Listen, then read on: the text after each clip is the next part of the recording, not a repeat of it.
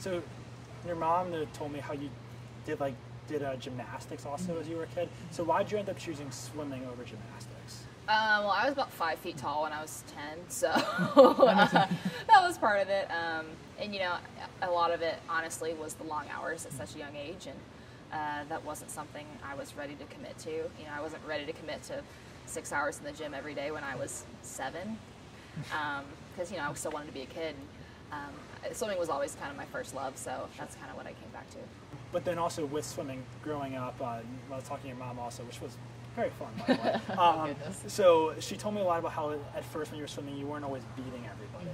Why, when you weren't always having the success that you've been accustomed to now, why did you stick with it? Yeah, well, I'm definitely having the success I'm having now because I love the sport.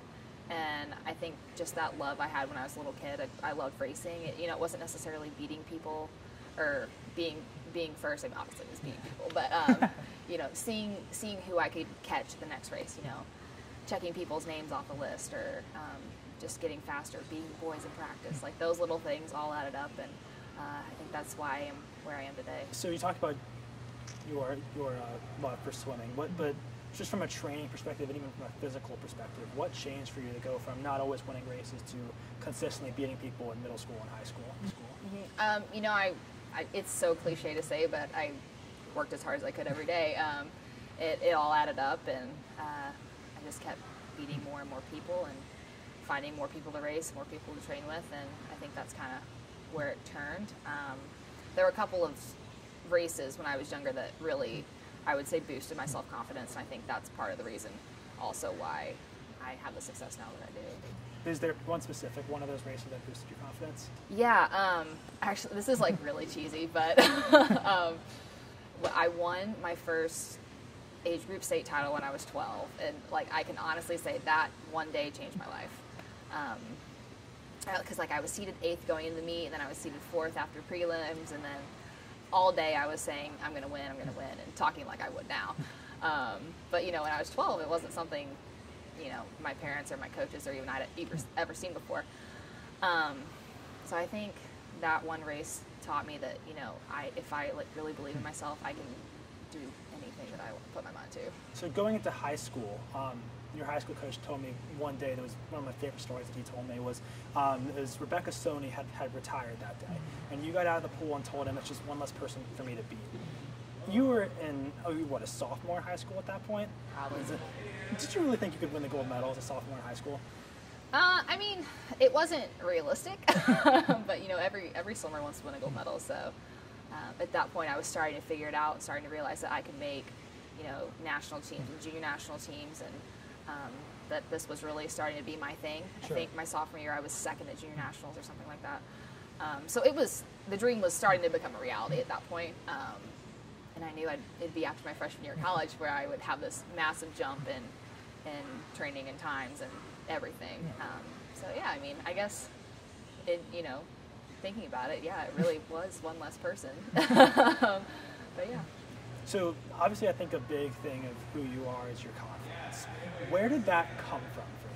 I have no idea, honestly. It's always been there, even from a young age. You know, I think part of it is that my brother and I are so close in age. We're like 11 months apart. So, and we're both uber competitive. So I think part of it was just always being in competition with him, which made racing not seem that bad. You know, when we would race to the car, race to put our seatbelts on, you know, race to get our chores done, like things like that, it made racing not as stressful, I guess, for me.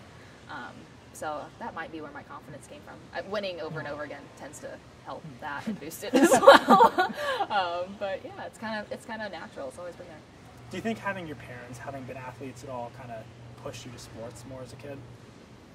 I would never say that they pushed me to do sports. It was just something that we did. You know, we were a sports family. We never did anything we didn't want to do. So I think it definitely helped. And also, they're both coaches too, so they understand both sides of things, the coach side and the athlete side. So if I'd ever come home complaining about a coach, they'd say, well, you know, it's not the coach's fault. I'd say, okay, you're right. You know, so they'd understand in that way. And then I'd also come home saying, you know, I'd say something, Ray has said something crazy today. They're like, well, you know, this is how it's going to work, and you're going to get through this. And they definitely understand both sides of things, which I think helps. Sure. And obviously you talked about how after you started to kind of think as one less person to check off, you were going to some of the junior national events. But what was, obviously you were a high profile swimmer in high school. What was your recruiting process like? My recruiting process was interesting because I was still a very highly sought after recruit, but I was kind of up and coming at the time. And I wasn't looking at, I wouldn't say I wasn't looking at super mainstream programs. So I didn't look at Stanford, I didn't look at Cal, I didn't want to go west. And I wanted my head coach to be my breaststroke coach. That was a big thing for me. And there were just a lot of things, like my freshman year was going to be the year before the Olympics, so I didn't want to have anywhere that was going to be too hard to adjust. So for me, like being a kid from Indiana, I didn't want to have to move out west and adjust to that lifestyle, because that's not what was going to be best for me. Because it was like, obviously recruiting was about me being happy at my school, but in reality, it was about me making the Olympic team after my freshman year. So you weren't really focused on the 3 years after that as much as your freshman year? Yeah, not really. And obviously, like, wherever I was going to go was going to be home, and was whatever made me into an Olympian or Olympic gold medalist, that was going to be good. You know, it wasn't like I would have one really hard year where I got really fast and it was going to be terrible. Because swimming fast is fun. So that was a big part of it. I was originally not planning to come to Indiana at all, and Ray convinced me to take a recruiting trip, actually an unofficial trip my junior year, and I decided to come on a day when they had a meet against Tennessee, because I was really very interested in Tennessee and I wanted to actually watch them during the meet. And it was kind of funny because I was expecting to like really fall in love with how Tennessee was, and it was the complete opposite. I saw the campus, interacted with all the coaches, and saw the facilities we have and all the resources, and then I got to watch the team on deck at a meet, and it totally changed, you know, my rankings as far as what schools I was going to. I think that was a big turning point for me in the recruiting process. But Ray was just absolutely persistent. I can't say it any other way. You know, he was always calling. You know, they could only call once a week, so once a week, every week. And on July 1st, which was the first time we could have like in-person contact, he was at my doorstep at 10 a.m. So I think he really proved to me at that point that like I was definitely his number one priority, where a lot of other coaches didn't. Sure. So that was an important thing for me. And obviously, so you talked about how the Olympics being after your freshman year was one of your biggest goals.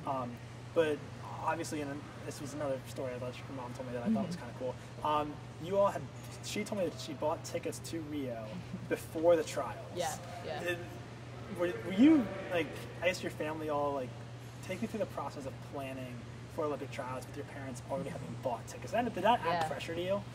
Not at all. You know, I had to get that confidence from somewhere, right? But no, you know, after NCAA's my freshman year, I had already swam so much faster than anyone else ever had in yards. And then in May, I went something really fast. I don't know. I went like a 105.5, which would have made the Olympic team 4 years ago. And there was nobody that was going to touch that time. So basically, trials for me was just don't screw up. Like, I had it in the bag. A lot of veteran swimmers were having, you know, struggling with mental health issues or physical issues or just things, you know, things happen. In 4 years, it's a hard sport, and I was definitely taking advantage of that because, you know, I was just this fresh-faced little kid, swimming fast and didn't really know what was going on, to be honest. I think that was a big part of it. So when you got actually to the Olympics, what is the experience? Can you describe what the experience of getting up, like, on the starting blocks and jumping into the pool for the gold medal heat is like? Yeah, I mean, for me, obviously, like, my race was so hyped up that it was a little different. But, you know, I remember when we got to Rio, we all walked into the competition pool together as Team USA, like as one when we first got there. And, you know, we looked around, and Cody Miller's told this story 100 times, but Bob Bowman, Michael Phelps' coach, looked at Cody and said, "Cody, what do you think?" And he said, "Well, it's 50 meters. They've got 8 blocks on the end, and there are a lot of stands, so it looks like a pool." He said, "You know, that's why you're going to do well at this meet." I think it was kind of the same for me. I obviously didn't have that meaningful interaction with Bob, but you know, I got there and I was just ready for a swim meet. It felt like a swim meet to me because that's what I had prepared for. But I mean, getting up on the blocks for the finals, it's pretty cool, especially when everyone is booing your opponent and cheering for you. That was pretty sweet. So, how do you? I mean, it is still the Olympics. How do you possibly treat it like another meet when it's the Olympics? That's what you've been dreaming of your whole life. I mean, you have to. If you don't treat it like another meet, you're not going to swim well. And if you start freaking out because it's the Olympics and you start thinking, oh my God, this is the Olympics, you know, you're going to probably crack. And it really, it's different than it is watching from home because, you know, you never hear the NBC theme. Like that's what you associate with the Olympics. You don't hear that at the Olympics because it's only on TV. But you just walk in and, you know, you see a pool and you see blocks and you see the starters and the officials, and it's just another swim meet. What you do hear there, though, is the national anthem after you won the gold medal. What is that feeling like, standing there with the medal and the anthem playing? Yeah, oh man, I like can't even describe it. In like years leading up to the Olympics, anytime I hear the national anthem at a swim meet, I would think of myself standing on the podium watching my flag go up. And then we got there, and I just remember, like, I got my medal, and I saw my mom in the stands, and I was like, I just looked at her, I was like, wow. Mostly because it was so heavy, but but still, just like being in that moment, there's nothing like it. Yeah, but I think a key thing of your Olympics that's part of your legacy as a whole is you and Efimova, and that ties in a lot to your anti-doping stance. When did your position on anti-doping and becoming a major advocate in that campaign begin? Probably immediately after the semifinal of the 100 breast at the Olympics. I mean, obviously, like, if I was going to be an advocate for something, that'd be a good thing. But, you know, I was 19. I had never won any international medals before. I had never been to this was my first national A team for USA Swimming was at the Olympics. So nobody had ever heard of me before. So I couldn't exactly be an advocate, you know, not having a following at that point. But that night, you know, it all just came out. You know, I didn't know I was being filmed. Just kind of jokingly wagging my finger. Was that planned at all? No, I was just messing around in the ready room, not thinking I was being filmed. And there was like a little GoPro in the corner of the room. NBC put there, thank you. But it's interesting because I feel like that moment, like somewhat, I don't want to say ruined my life, but, you know, when people come up to me, they're like, oh, and I'm like, because that's not who I am, you know, that's not me. You know, I'll trash talk all day, but the petty finger wagging thing is it just happened. And, but, you know, that did, I guess, secure my stance on anti-doping, which, you know, shouldn't even have to be said. You know, it's like having a stance on crime being bad. You know, it shouldn't necessarily be an issue, but it is. And I'm glad that I am kind of the spokesperson for that, because I'm not afraid to speak my mind. I'm not afraid to share my opinions. And, you know, if you come after me, great, but I'm in the right. So, yeah, it's kind of how it happened. All these years later, why is it still important to you to focus on that issue? It's still so relevant. I mean, Julian Edelman won Super Bowl MVP 3 days ago, and he got suspended for PED for only 4 games. So there are still people being recognized and still people winning medals and titles that are doping. And it's not fair to clean athletes. So it's still a very big issue, and we even have to have reform at the highest level. And, you know, if I have to be there to say something, I'll be there to say something. Obviously, you have, in this anti-doping, I guess, run of advocacy for you, for lack of a better term, you've been here and beaten everybody. How do you stay motivated, having already won a gold medal, holding all these records for the 3 years afterward, but just knowing you're going to probably win every race? Yeah, it's hard. It's hard, I'm not going to lie. When I walk into a dual meet, I usually don't win a race, but I'm done with dual meets now, so it's okay. But yeah, it's not fun. I do this sport because I love to race, and when I show up to a meet and I don't have someone to race, I don't really want to be there, I'm going to be honest. So the last couple years they've been hard, just staying motivated, and, you know, like in my best event, I've got a gold medal, I've got a world record. Like, what else do you need, you know? But I still have to get the world record in the 200. I still have to hopefully win however many golds in Tokyo. 4 is my max, I'm assuming. So yeah, you just have to keep the long term in mind, which is something I've had trouble with. I'm a very short-minded person. So what would you say your legacy here at Indiana over your 4 years as an athlete has been? I mean, obviously, like the times I've put up, and everyone's gonna remember the finger wag thing, and I can't escape it. But that's okay. I don't know. I guess like mostly my titles and stuff. Sure. But hopefully, like the people who really matter to me, I hope they remember me as a loyal friend and a hard worker and things like that. Not afraid to speak my mind. So your legacy, though, obviously stretches beyond from just the pool here. Being from Indiana, swimming in Indiana, I'm sure there's a lot of people that look up to you. What do you think your legacy inside of the state of Indiana is like? That's another special one, just because before I came to IU, we didn't have a lot of success with getting in-state athletes swimming here. And I think after I committed, and there are several others in my class, obviously Ian as well, after kind of our class committed and started to swim well here, we started to see more and more in-state kids coming to Indiana, which in my opinion is just so important. It's a state school. It's a great high school swimming state. I mean, when I was in high school, probably the fastest in the nation, which a lot of people don't know actually. And just getting more kids from in the state at a state school and swimming well, I think that's been a big thing. So there's the pool now in Evansville. It's been named after you. It's being redone. What does that facility mean to you back in Evansville? I mean, it's really cool. I grew up swimming at an old, dirty, dungy, nasty pool that I never want to swim in ever again. So, that's really sad to say that I never want to go back to my home pool. So a couple months ago, I went down for a city council meeting where they were going to vote on the new pool issue. In Evansville, I can kind of get what I want. So, me, along with several other young swimmers and parents and advocates within the community, really pushed for the city council to approve the new pool project. And I remember they announced that it was approved. My mom and I we just kind of looked at each other. We were tearing up. It's been such a long time coming, and it's so great to have a pool for these kids and a pool that I will feel comfortable swimming in when I go home. And just knowing that the kids are going to have a locker. Like, I never had a locker growing up. Like, isn't that crazy? Like, that's nuts. So just, knowing they're going to have someone nice to train, and they're not going to have to worry about if the pool's closed because it has, imploded. Yeah. Because those were things I'd have to worry about. But just knowing that is so cool.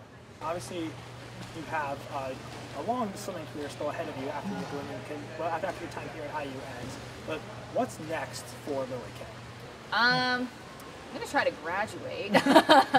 I'm student teaching right now at Bachelor Middle School. And then I have another student teaching stint in the fall, so I'll be graduating around December. And then I'll be here hanging out, just, training, getting ready for Tokyo. And then we'll see after that. Hopefully go into 2024. But after that, I have no idea. And then you said after 2024, it's more of you don't know, but do you want to go into teaching maybe in Indiana, or do you really care at all? I have no idea, honestly. I would love to go into teaching. I'm in my 5th week of student teaching right now, and I absolutely love it. So I think that's definitely my future, but I think I also have a lot of work to do with USA Swimming and, USADA with my anti-doping work and things like that in my future. So I'm going to use my platform while I still have it. And finally, I think that banner view over there, as we're seeing in the double image talked about earlier, you're on the wall with so many different legends that have been here. What does being among all those people mean to you? It's so cool. I mean, Mark Spitz is over there. Okay, so kind of funny story. So Mark Spitz and I have the same birthday. And my mom was always joking with me. She's like, you'll never be the most famous swimmer that has your birthday. And she's right. But, just being up on the wall with all of them is so cool. And, coming in here as a little kid, it was never something that really crossed my mind, was that I wanted my banner up here. But now that it is, it's just so cool. It's pretty neat. Well, thank you so much. Yeah, absolutely. It was great talking to you.